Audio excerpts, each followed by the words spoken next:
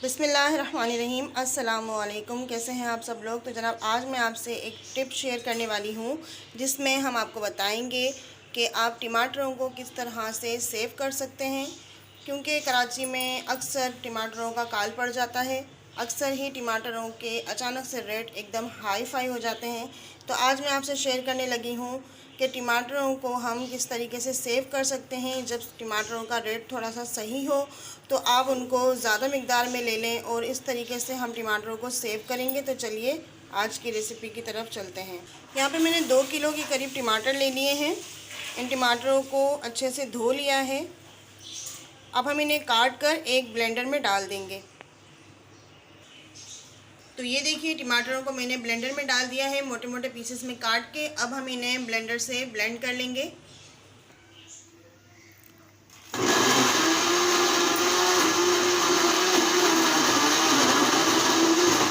अब एक कढ़ाई ले लेंगे और जो टमाटर हमने ब्लेंड किए हैं वो इसमें डाल देंगे। इसी तरह से बाकी बचे हुए टमाटरों को भी हम ब्लेंड कर लेंगे। तो लीजिए जनाब, सारे टमाटर हम लोगों ने ब्लेंड कर लिए हैं। अब चलते हैं गैस की तरफ। तो कढ़ाई को हमने गैस पे रख दिया है और चूल्हा हमने ऑन कर दिया है। हाई फ्लेम रखा हुआ है। ये देखिए हाई फ्लेम पर हम इसको पकाएंगे और सिर्फ 2 इंग्रेडिएंट्स इसमें डालेंगे। सबसे पहले हम इसमें नमक डाल देंगे। यहाँ पे मैं 1 चाय का चम्मच इसमें नमक डाल रही हूँ। 1 से 1.5 चाय का चम्मच हम इसमें डाल देंगे नमक, क्योंकि हमारे टमाटर ज़्यादा हैं।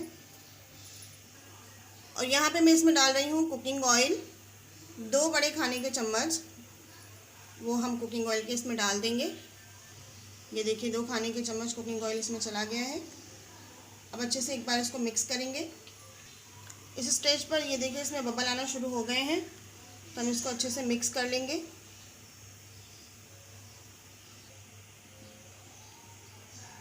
इस तरह से अगर आप टमाटरों का पेस्ट बनाकर रखेंगी तो टमाटरों का पेस्ट कभी भी ख़राब नहीं होगा, क्योंकि हमने इसमें नमक और ऑयल शामिल किया हुआ है, इसलिए इसका कलर भी ख़राब नहीं होगा और इसकी ताज़गी जो है टमाटरों की वो बरकरार रहेगी।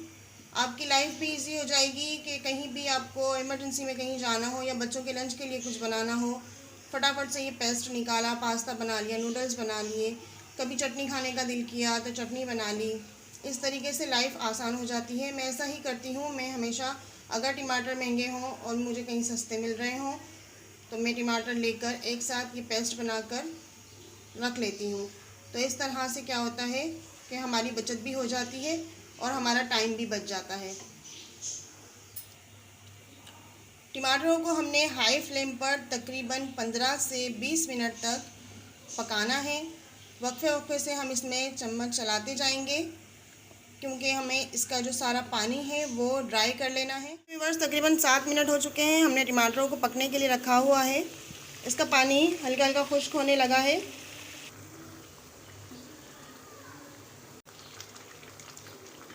अभी इसमें पानी और बाकी है, तो हम तकरीबन उसको 7 मिनट और हल्की आंच पे पकाएंगे, यानी कि दरमियानी आंच पे, बिल्कुल दम वाला चूल्हा नहीं। अब चूल्हे की आंच को हम कम कर देते हैं।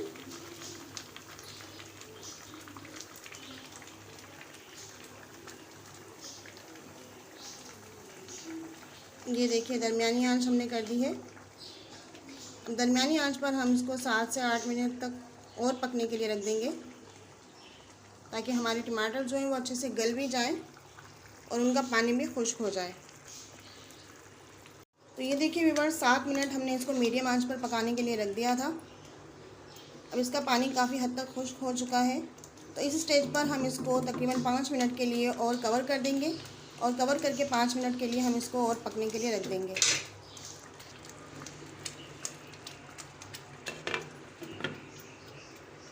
तो यहाँ पर गैस को हमने बिल्कुल लो कर देना है। ये देखिए लो फ्लेम रखा हुआ है। लो फ्लेम पर हम इसको 5 मिनट के लिए और पकाएंगे। तो जनाब 5 मिनट हमने और पका लिया है इसको।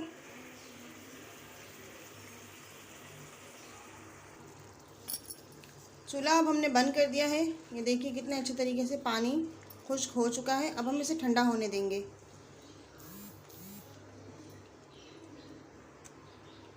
तो ये देखिए व्यूअर्स, टमाटर का पेस्ट हमारा अच्छे से ठंडा हो चुका है। अब हमने इसको एक जार में डाल दिया है। एयर टाइट जार हो आपके पास या इस तरह का कोई जार हो तो आप उसमें डालकर इसको फ्रीज़ कर दें। फ्रीज़र में हम इसको रख देंगे। इस तरह से आप अगर पेस्ट बनाएंगे तो इसको आप आराम से 1-2 महीने तक इस्तेमाल कर सकते हैं। तो मुझे कमेंट्स बॉक्स में ज़रूर बताइएगा कि आपको आज की मेरी ये टिप और रेसिपी कैसी लगी। इंशाल्लाह फिर से मुलाकात होगी एक और नई रेसिपी के साथ। तब तक के लिए अपना बहुत ख्याल रखिएगा। मुझे इजाज़त दीजिए। अल्लाह हाफ़िज़, फ़ी अमानिल्लाह।